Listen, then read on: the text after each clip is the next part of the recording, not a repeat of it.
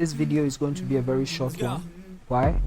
Well, creating a YouTube channel is very easy if you ask me. Now, we are going to sign in to YouTube. So you visit youtube.com and then you sign in with your Gmail account. Pause the video and go create one if you don't already have it. That is your Gmail account.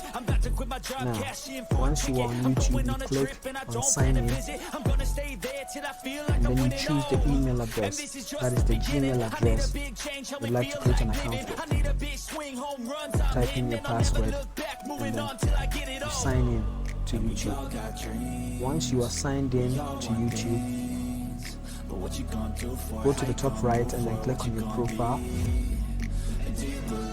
Then click on create channel.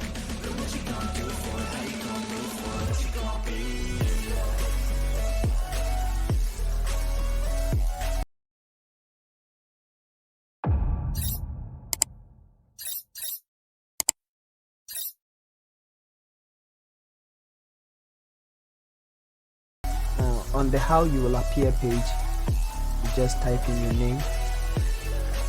You can upload a picture on your new YouTube channel, fill in the details and then click on create channel.